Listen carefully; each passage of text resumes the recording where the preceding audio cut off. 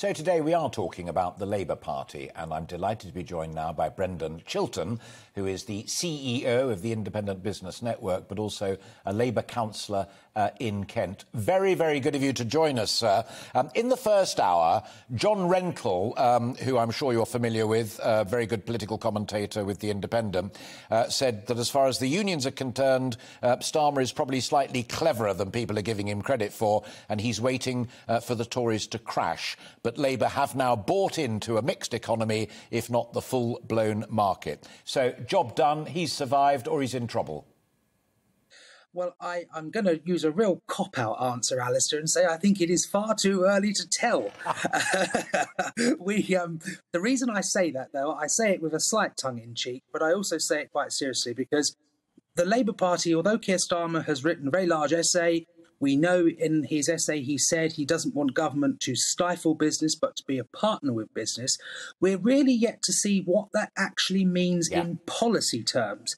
And I know I'm going to butt in right there, because you seem to me in your first answer to be saying, and that doesn't matter. I think it does. I think you need to have a clearer idea than simply, a skeleton. You need to have some flesh and muscle on that, even at this stage. You don't. No, I do agree with you. I think the problem Labour's got at the moment, Alistair, quite frankly, is no one's got a clue what it stands for. We know we're quite happy to shout about universal credit cuts. We're quite happy to shout about what the government got wrong in Afghanistan.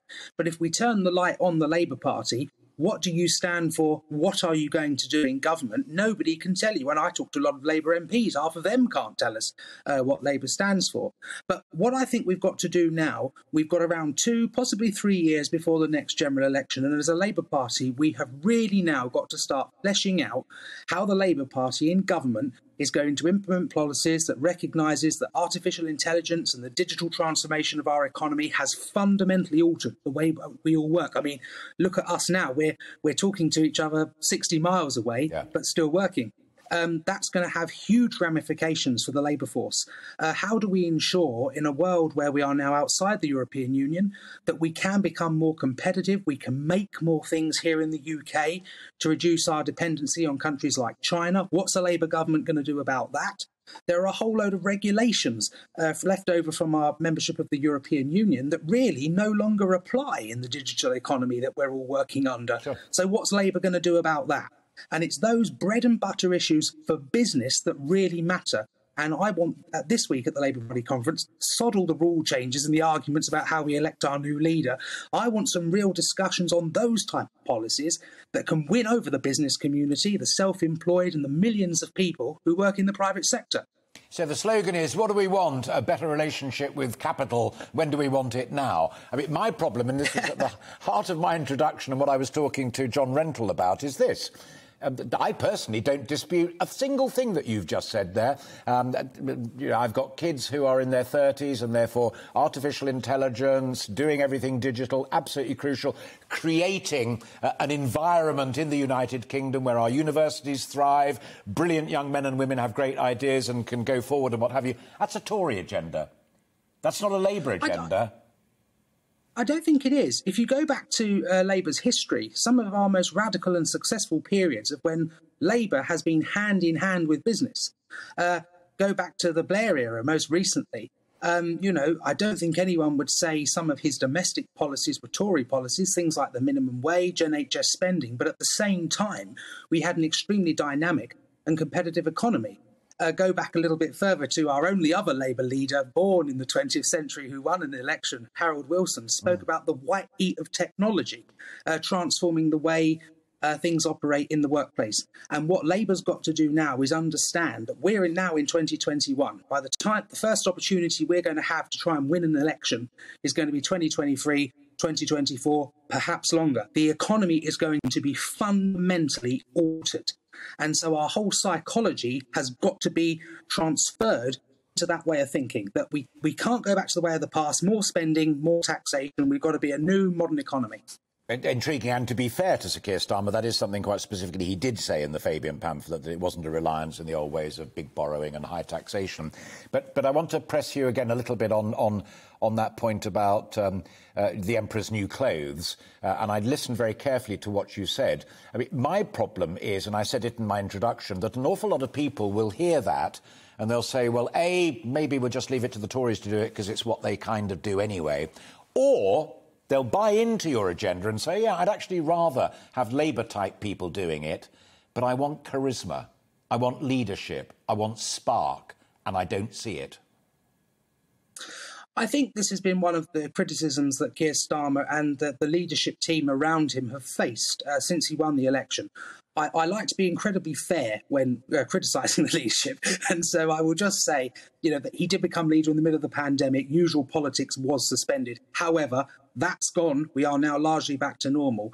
And Keir Starmer has got a huge job to do to win over voters to him personally, because let's be honest, although we all vote for our own individual MP, we've become increasingly presidential in this country. Sure. And if the public don't like or warm to the leader of your party, you ain't going to win. And so Keir's got to come out of his shell. Interestingly enough, some of the less formal interviews he's done, when he's appeared on things like podcasts and when he's done roundtables with people, you get the real Keir. So my one line of advice to him would be, ignore the focus groups, ignore the polls, be yourself. And actually it will come over. And I think people will quite like him. Because I don't know about you, Alistair, I'm starting to get the feeling that people are starting to get tired of the Boris, fluff and noise. I think it's starting to turn. If Keir plays his cards right, he can capitalise on that and present a good, solid alternative. An interesting theory. Here's another one I'll throw out to you. The reform of the leadership rules to take you back, as it were, to pre-Ed Miliband and less of the one member, one vote and more giving the unions a big old chunk and the PLP, Parliamentary Party particularly, a bigger old chunk, had John McDonnell, very much from the left in the leadership of the party in the old days under Corbyn, saying, well, if that's what you really want to do, I don't agree with it, but have an election.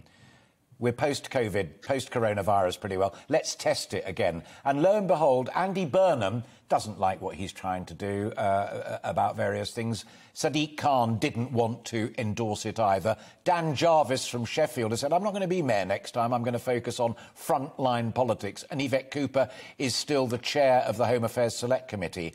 I'm going to put it to you bluntly as a Labour Party member. There are brighter buttons there available, perhaps, to your party than Sir Keir. I think the Labour Party, again, I'm going to give you a real cop-out answer because that's a very difficult question. I think there's lots of talent in the Parliamentary Labour Party. There's lots of talent outside the party. My own personal view, this whole row about rule changes is a load of nonsense. The Labour Party, we're in the midst of an energy crisis. As you've just discussed with your previous guests, there are huge problems with those claimants who are going to be possibly getting a universal credit cut. Inflation's on the rise, and we've got to try and sort out the problems of people coming off furlough and our economy re-establishing as a normal economy. The Labour Party should not be navel-gazing and focusing on pointless rule changes. We should be getting on with what I said earlier on, namely outlining what our policy is, what our vision is, and how we're going to translate that into winning people's trust. And frankly, if we spend the next week at Brighton arguing the toss over clause this and section that and rule this, we don't deserve the public's attention because no one will be listening. And more importantly, you won't deserve the public attention you assert. Many would assert you won't deserve the public support either. Quite right. Quite right. I totally agree. The public need a functioning opposition, holding the government to account and providing an alternative. Crucial. Brendan Chiltern, a great pleasure. Brendan is the CEO of the Independent Business Network and himself a Labour councillor. Further food for you to reflect upon. Do let me know what you think. I am honoured now to be graced by the eminence grise of psephology. Several of my favourite words there, but psephology is basically the science of number crunching and elections. It is the great Sir John Curtis, Professor of Politics at the University of Strathclyde. John, always a pleasure to see you. You are a master of numbers, but you're also a master of politics. Do you understand why Labour remain behind this Conservative government, given everything that's going on? Yes, I'll give you three key reasons. The first, of course, is that a lot of our politics at the moment is still shaped by people's views about Brexit. given that the Conservative Party is the only party that's effectively articulating the Leave side of the argument. That indeed is why it won the general election in 2019, but it does provide it with a very substantial ballast of voters who really don't have anywhere else to go, and that, for so long as they're wanting to articulate their views about Brexit. So that's number one. Number two is undoubtedly that the Labour Party under Sir Keir Starmer is struggling to make contact with the electorate. We've had another poll out today that says, look, yeah, he cares for people, looks competent. I mean, unlike Jeremy Corbyn, I can imagine him being Prime Minister, but not really sure that he's in touch with people. And above all, as you already suggested, he does come across as rather deadly dull. The third thing I think one has to say is that above all, therefore, is that what Labour have not been able to do is to persuade people that whatever are their reservations about their current government, and there are plenty of voters with reservations about their current government, when you start asking them, well, who can run the economy best, etc., it's still, the answer to that question still seems to be the Conservatives. And that what above all, therefore, is missing is a sense, as people were already saying with your previous contributor, a sense of what the Labour Party actually now stands for. And one way of thinking about it is this, is that, I mean, Sir Keir Starmer is proving to be, I think, quite a good leader of the opposition in that clearly the strength that he brings into politics, the skill he brings into politics from his previous professional life as a lawyer, is that he's very good at posing difficult questions to the Prime Minister, awkward questions. And Boris Johnson often finds it quite difficult to deal with it. But of course, political leadership isn't just simply about asking questions in pursuit of a brief that somebody else has written. It's about providing the brief yourself. You've got to write your own brief. And the truth is that that's so far where Sir Keir seems to be rather weak. You know, we don't know what Labour Party stands for. And yes, we've got an 11,000-word essay published in the last 24 hours or so. Can you tell me what are the headlines in 3 or 4 words? I'm not sure we can. And until the Labour Party have a simple, short, sharp message that encapsulates what it's about and then is underpinned, indeed, by not a whole load of detailed policy, but exemplars that illustrate how Labour would achieve its vision, I frankly think it's still going to carry on struggling to impress the electorate. I pick you up on the second point, if I may, John, Labour struggling to make contact. One of the interesting things that a number of very, very thoughtful people, both on the left and the right, have written about the Fabian pamphlet is that there seems to be a lot more mileage for Labour in competence in government and reliability of services. But therein lies the rub, because that doesn't necessarily win elections. It's the big vision thing from Attlee through to Blair via Wilson and Thatcher that wins elections. This Labour do not have a vision. Sure. Effective opposition consists of 2 things. One is to persuade people that the current government aren't doing terribly well, and then to go on to say, but this is how we would do things that would ensure that they are better. And the truth is, in the end, you're not going to be effective as an opposition unless you succeed in doing both of those things. And it's the second thing that's been missing. I mean, again, as you've kind of suggested, Alistair, we've really had 18 months under Sir Keir of, indeed, Labour spokesmen coming on the air and saying the government's getting this wrong, it's getting that wrong. And then you or your fellow journalists ask the obvious follow-up question, so what would Labour do? And the answer has been, well, we'll let you know a few weeks before the election, which is really the only time we need our policies. But of course, the truth is you can't leave it that late. Yeah. We have now, in fairness, seen a little bit on housing policy, but there needs to be much more of this being unveiled in the next few days, so people begin to some sense of what Labour are trying to achieve. Because it's not enough to persuade people the government's not good enough. The other thing, of course, I think what one should say is this, the other reason why perhaps Labour find things difficult. The truth is, of course, is that Boris Johnson is not a typical traditional Conservative politician.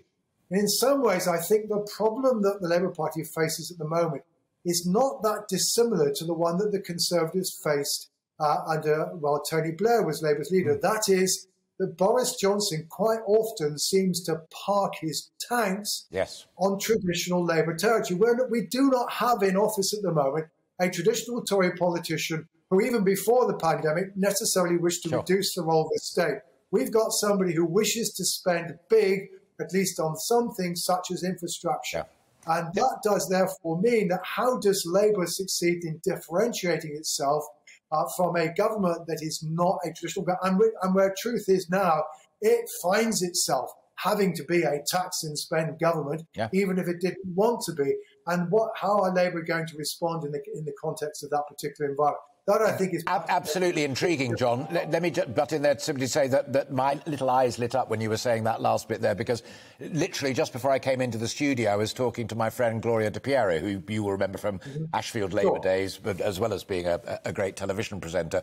And she said, I know what you were talking about this afternoon on the agenda. He said, one of our big problems as Labour, she said, is any bright idea that we come up with, this lot will just nick, and they'll rebrand it and make it their own and hope that it works. In the case of the energy cap, maybe it didn't, but other things they will just nick. And she said, actually, competence and charisma are vastly underestimated in government, and that's what we need to focus upon. And that's a former Labour MP who lived and fought through the Blair years. Yeah, I mean, I don't disagree with all that, but how do you persuade people as an opposition that should be more competent in the government? Well, one of the ways of doing that is indeed to come up with bright ideas of different ways of doing things that seem to rub salt into the wound of the perceived incompetence or the competence that you want to persuade people out of the government. So you want to be able to say to people, the government's getting it wrong because of this. What they want to do is this. Now, of course, all oppositions face the problem that, the government will nick some of their ideas. Yes. But if at the end of the day you can persuade people that you've got a sense of how you're going to run the country in a way that's different from the current government, then your attempts to persuade them that you are competent will then have a degree of success that they won't necessarily otherwise have. But you're right on charisma. I mean, this is very, very difficult. Sir Keir, so far, I mean, one of the things, what everyone thinks about the merits of Tony Blair as a Labour leader, and I'm probably more critical than many, is that he definitely had an ability to excite people. He had an ability to reach out to them. And again, whatever the limitations of Boris Johnson as Prime Minister, well, one thing he can do is he can grab people's attention. He's very, very good above all at finding turns of phrase. Sometimes they get him into trouble, but often they're a very effective way of communicating. This is not an art, at least, that so far Sir Keir has demonstrated he's got much ability in.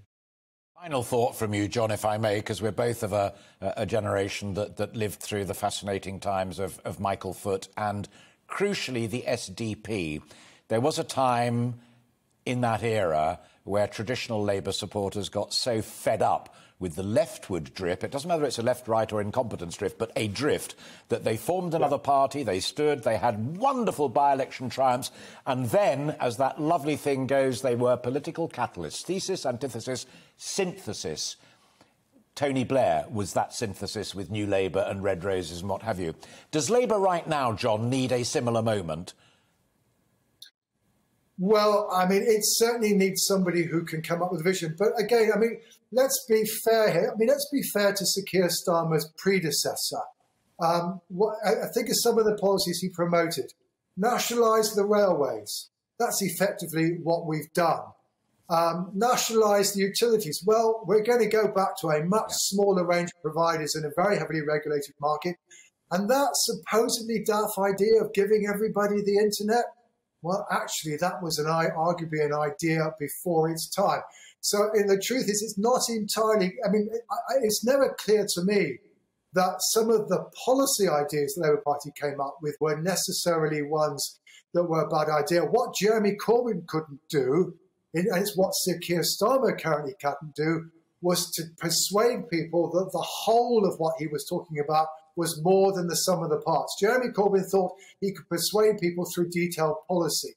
That you cannot do. You need the broad vision, and ironically, ideological politician as he was, Jeremy Corbyn didn't have a clear, broad message, and at the moment, Sir Keir Starmer doesn't have a broad, clear message, and to that extent, at least, they both display much the same weakness.